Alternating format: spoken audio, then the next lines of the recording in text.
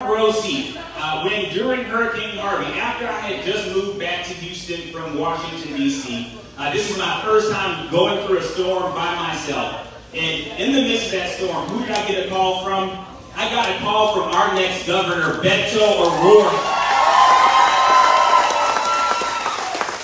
He called because he was on his way down to Houston and wanted to know if I needed anything, whether I needed water, whether or not my house needed some support. Luckily, I was okay, but that meant something to me. I was no one up to him other than a vote, but he cared enough to pick up the phone, call, and ask if I needed help. That's the character of leadership we need in Austin. That's the character of leadership when it comes time to talking about expanding Medicaid so that working families can afford health care. That's the character of leadership we need in Austin. When it comes to talking about how we actually pay our teachers what they deserve for putting the children that's the character of leadership that we need in Austin. Now, I'll tell you this. We're at 3 weeks. Someone say 3 weeks. We're 3 weeks away from this election being over. And it's only 3 weeks. And if we believe that Beto needs to be governor, if we believe that we need to have Democrats up and down the ballot in office to fight for working families, there are a couple of things I need to do. A couple of things. Just 3 weeks. Just like Beto rolls up his sleeves for us, we need to roll up our sleeves for him. And so before you leave here today, make sure you sign up to volunteer.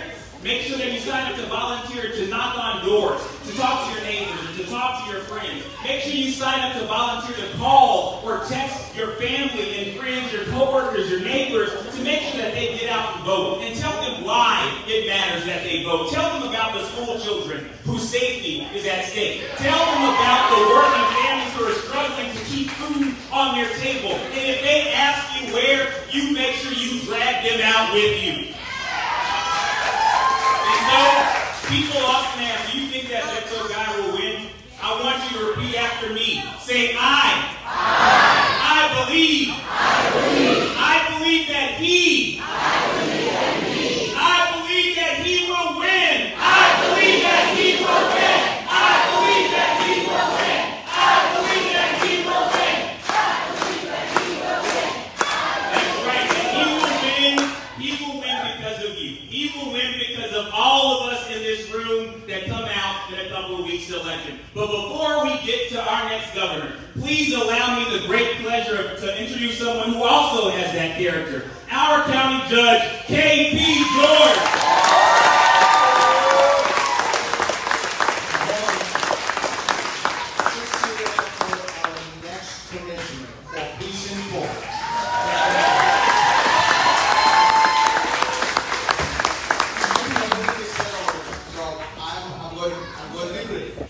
This is the thing. I was there when Uri happened. It was not fun. And have you heard anything done to fix that problem in Fort Bend? Sorry, not in Fort Bend County, Texas. No. Who is going to fix that? That's right. And who is going to trust our daughters, our mothers, our sisters to make that important choice? Who is going to trust them? And we think, and I tell you this, don't hear this, when people say this, Fort Bend is the safest county in the state of Texas. We are one of the most prosperous, healthiest, and the fastest growing, the second, third fastest growing in the state, fourth the fastest growing in the state of in the United States. So Democrats know how to do things, and don't let anyone tell you any different. And Fort Bend is in a better shape. My goal, I will conclude here saying that because you came here to listen to our next governor, I am claiming it. Who is our next governor? Let me say, who is our next governor? One more time, who is our next governor? That's right. And I just wanted to say this. I am so honored and privileged. And let's talk about it one second. I'm born and raised on the other side of the world.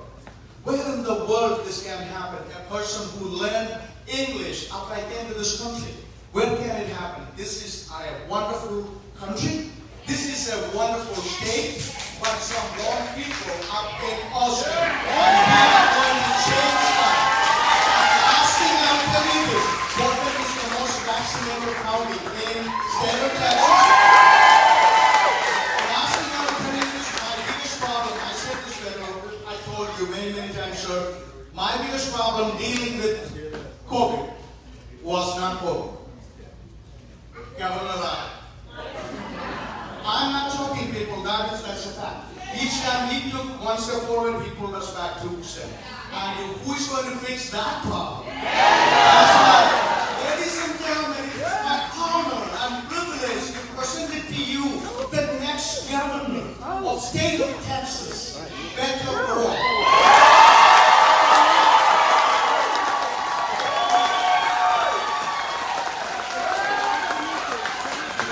Hey, Portland, how we doing? Thank you. Thank you. We ate our donuts this morning, didn't we? Thank you all for coming out. I don't know that the hour could be any more urgent than the one we have right now. Dexter was just telling us how close we are to the most important decision that we collectively as a state have ever made, at least during our lifetimes. And this is the way that we are all choosing to meet. We could succumb to the temptation to despair. We could give up those who have the resources and the privilege to be able to, could move somewhere else altogether. They could say, look, for whatever reason, Texas just cannot get its act together. For whatever reason, Texas is attacking me because I'm a woman, because I'm gay, because I'm an immigrant, because of whatever the difference I have between me and anyone else, this current governor seeks to scare us about. I'm just going to go someplace where I am welcomed and I feel at home and I know I'm going to be okay, and where I know my child is going to survive the school year without being shot in the face as those 19 kids were in Uvalde, Texas 20 weeks ago. We lead the nation in the number of school shootings right now. Gun violence, the leading cause of death for kids and teenagers in the state of Texas today. We know about Uvalde, we know about Santa Fe High School, we know about El Paso, Midland, Odessa, we know about Sutherland Springs. But what we fail to acknowledge, too many of us, maybe present company excluded, is that day in and day out, there are children across this state who lose their lives to gun violence. So numbingly common that their names may no longer make the newspapers. We may not see their face on the nightly news. We've almost accepted this somehow tacitly as the price of living and of their dying in the state of Texas. But I'll tell you what, there is an answer to all of that. These extraordinary volunteers behind me, many with Moms Demand Action, who've been leading this fight day in, day out, year in, year out, they now number more than members of the NRA in the state of Texas.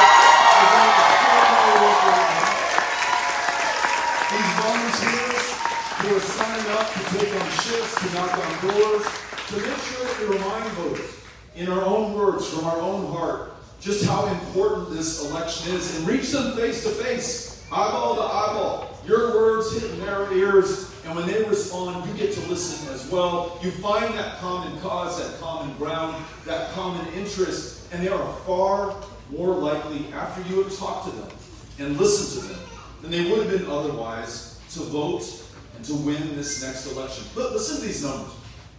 In 2020, arguably, I would argue, the most important presidential election of our lifetimes.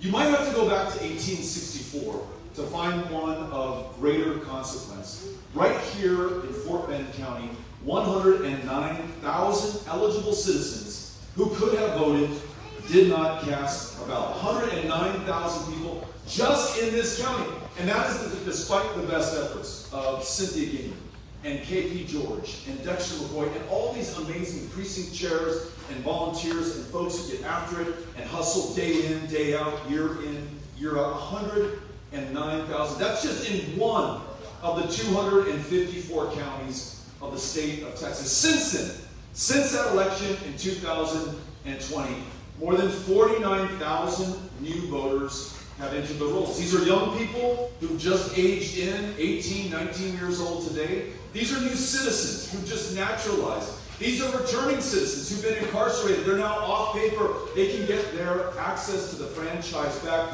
We have yet to hear from or count the votes from, collectively, from those numbers I just gave you, nearly 160,000 people just in the communities of Fort Bend. If you are willing to join me, and KP, and Cynthia, and Dexter, and everyone up here, to knock on the doors of those who are the targets of suppression, who are the targets of intimidation, the very people who have been drawn out previously from this democracy, I guarantee you, we can bring them in and make them the margin of victory when we win this election. You all agree? You ready to do this? So, in about 10 minutes, I'm going to finish what I have to say. And these volunteers in yellow, they're behind me, but they're also throughout the room. They have these clipboards. And on these clipboards are open slots where you can sign up for a shift to knock on doors.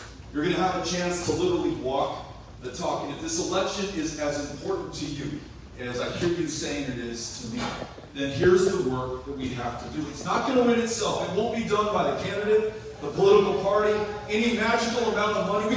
We can air the best television ads that woman or mankind have ever seen. That would be insufficient to the task at hand. It's going to have to be people to people, right? And we are literally the people. And we are Democrats, we are independents, we are Republicans. We're folks who've never been affiliated, aligned, or even voted before, who are coming out and standing up to meet this moment of truth right now. So in 10 minutes, kind of get you mentally prepared for what I'm going to ask you to do and what these volunteers are going to ask you to do.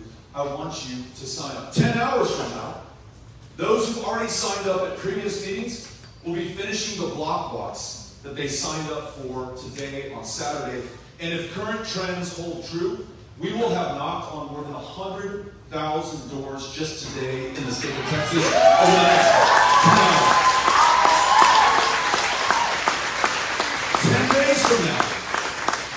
10 days from now, we will have completed the first day of early voting. That is nuts.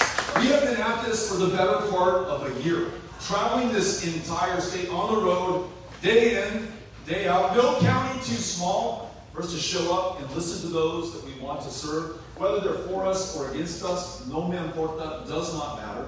I want to make sure that we are able to serve them and deliver for them. Sí, vamos a ganar juntos. Sí, sí se puede, juntos, right? We're going to do this. But I also want to say this, because here's a crime committed by the Democratic Party, present company excluded for sure. If the great sin of the Republicans is to seek to disenfranchise people based on their voting history, their skin color, their country of national origin, that committed by Democrats is to take those same voters for granted and say, you know what, you always vote for Democrats, so I don't need to show up and meet with you and be with you and listen to you and earn your vote and fight right alongside you. I'm going to go chase that mythical white suburban soccer mom in Collin County or Denton County. Listen, she's important to us as well, right? But not more important than anyone else in any other part of the state. For a year, we have been listening to what we're talking about. In 10 days, we will be casting votes in this election. That's amazing. Now think about this. There's a theme here. In 10 weeks, imagine where we will be in 10 weeks. It'll be the new year. We will have won this election. We'll be sworn in to this position of power.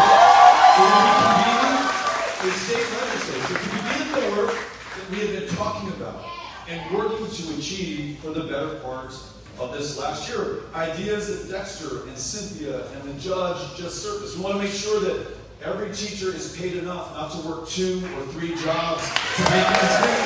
That those retired teachers get a cost of living adjustment every year going forward so they don't have to work well into their retirement. And those teachers in the classroom, we want them to have more valuable time with those kids, so we canceled the STAR test so you don't have to perform to a high stakes, high pressure, standardized test. Replace it with something that actually works. Treat each other, especially those educators, with the respect and dignity that they deserve. No more scaring people about CRT, which is a graduate level course that has never been taught in the first or second grade, whatever grade you have it, might want to tell you or scare other people about right now. No more asking teachers to turn in the parents of transgender kids, to turn in all the child protective services. And speaking of CPS, what if after those 10 weeks during that legislative session, we're able to work with Democrats and Republicans alike to ensure that we have funding for that agency. We pay our CPS workers more, hire more of them on board, hold them accountable for the welfare of those children, realizing that 100 Texas kids have lost their lives in CPS custody and care in just the last year and a half. Hundreds more have been victims of trafficking and violence and abuse. We can do far better for the most vulnerable among us. And I dare the Republican, or the Democrat for that matter, to take the other side of this argument. These are the common sense things that we can do together. On school shootings, we don't have to have as our future and our fortune and our fate the fact that our kids wonder day in, day out whether they're going to survive that day, much less the school year. What if we raise the age of purchase for an AR-15 to 18? Universal background check, common sense things that allow us to defend the Second Amendment and do a better job of protecting the lives of our kids. Because there's something wrong.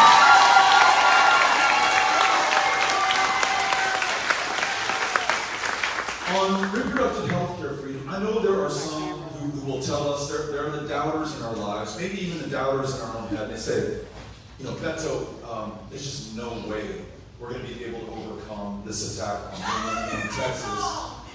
That's one way to do it. We've got to win this election. But then even if we win, I get this question from reporters all the time. Well, then how are you actually going to do anything? And I'll tell you this. The issue of reproductive health care freedom might be popular in this room, might be popular in Fort Bend, in Houston, in Austin, in San Antonio, the Rio Grande Valley, El Paso, Dallas, Fort Worth. But it is also just as popular in places like Victoria, or El Campo, or Spearman, or Pampa, or Dumas, or Delmar. It is a universal value of our fellow Texans that we be able to make our own decisions about our own body, and that women be able to decide their own future and their own health care. 78% of Texas Republicans disagree with Greg Abbott's total abortion ban. Begins at conception. There's no exception for rape. There is no exception for incest. It is happening at the epicenter of a maternal mortality crisis that is 3 times as deadly for black women. No one in the state of Texas that I can find is okay with that. We want to do better. And therein lies the opportunity to find common ground and consensus and to work with one another. And then there's this. If we needed a reminder, I got the best one. 50 years ago, abortion was just as illegal in the state of Texas as it is here today. But no one rode to the rescue of Texas women to save the day. In fact, it was Texas women who literally rode to the rescue of the rest of this country. Jane Roe, a Texas woman, and her 2 young Texas attorneys, Sarah Weddington from Abilene, Linda Coffey, who still lives in Dallas, Texas. Those 3 Texas women successfully pled the case before an all-male United States Supreme Court for the right to privacy, to make very personal, often very painful decisions without government intervention or intrusion. Roe v. Wade stood the test of time literally for nearly half a century. And my bet is that if Texas women won the way back in 1973, they're going to win it back in 2022. Texas women have got to, and you've got to know.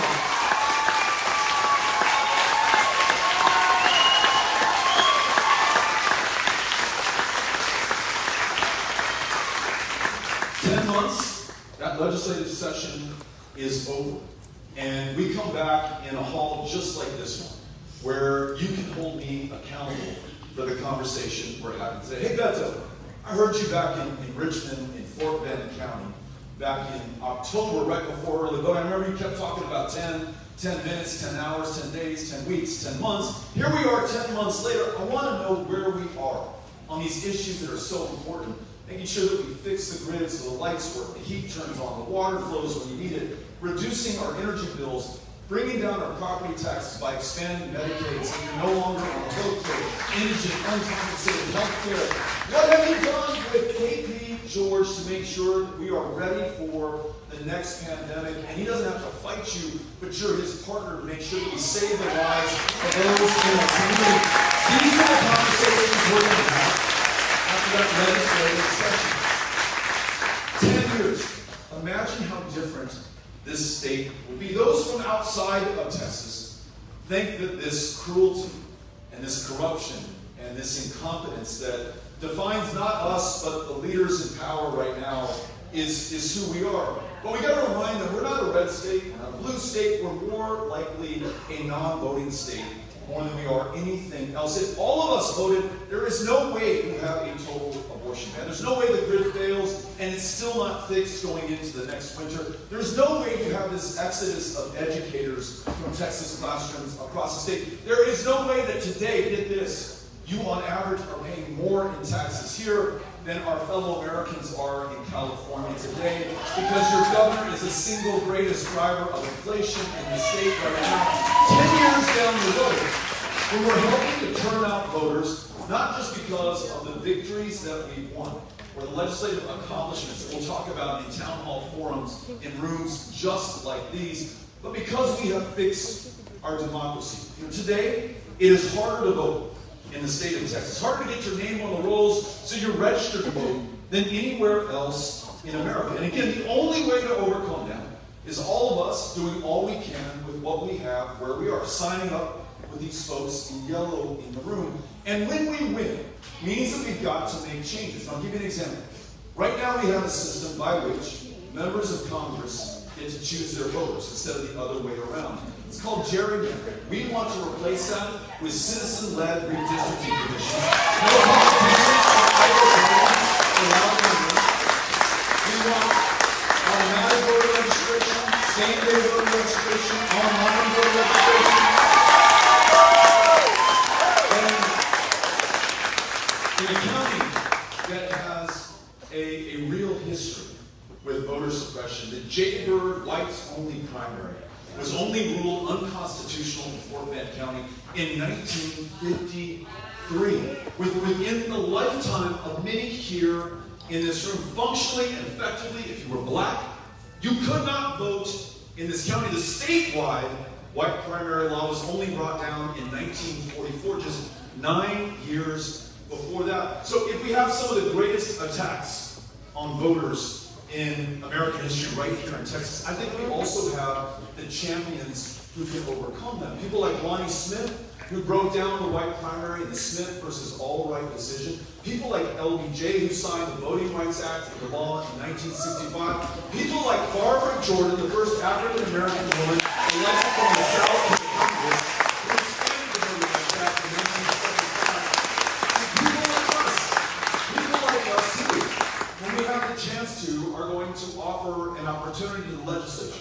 What if we replace Confederate Heroes Day as a celebrated state holiday with Election Day as a celebrated state in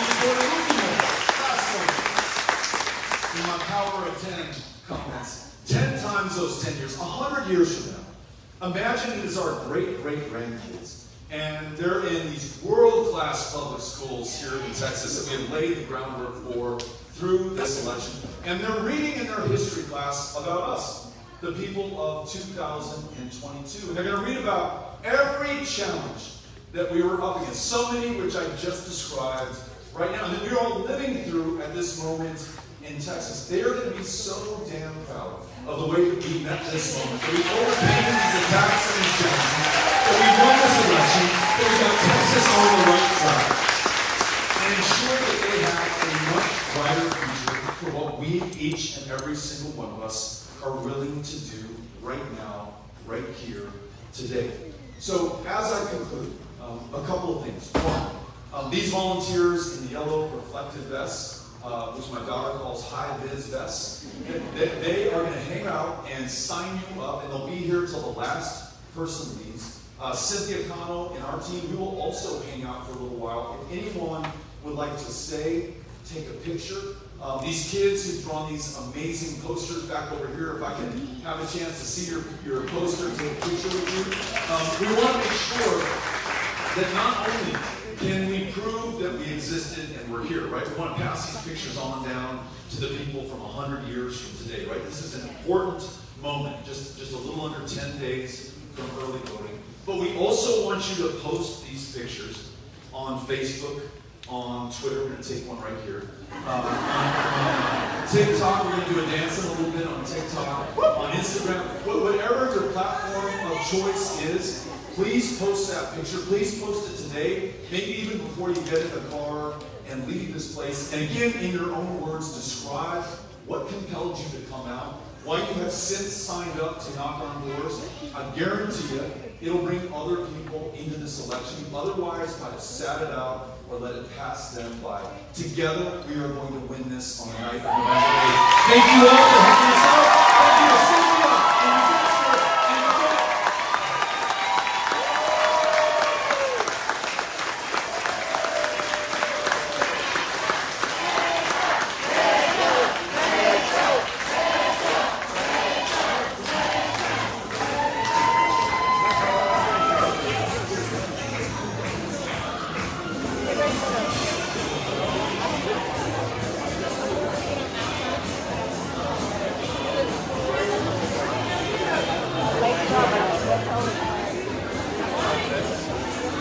We're going up